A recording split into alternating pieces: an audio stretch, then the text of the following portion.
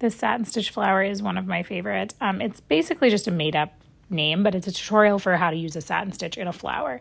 I have heard people call this like a radial satin stitch, but I just call it a flower. That's the context that we're using it in. But essentially what you do is you're going to use a satin stitch, but since you have a bigger space at the top of your petal than you do at the center of your petal, you can't do all full length stitches like you would in a satin stitch. So what we do is we do some of our stitches a little bit shorter and we layer them in, starting with a long stitch, then going a little bit shorter.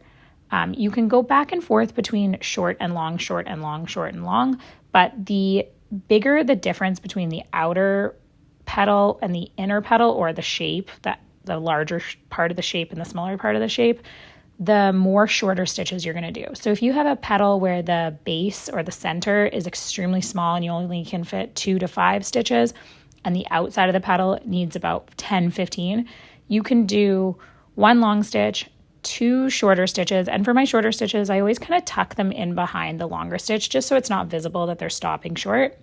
So you can do 1 long stitch and then do 1 quite short stitch, the next one do a little longer, the next one do a little longer, and then again back down to the longest stitch. And you can layer them. You could do 1 long stitch to 4 short stitches or 3 short stitches. It really just depends on how much space you have in the center and how much space you have at the outside. So here is our petals that we did for our satin stitch flower.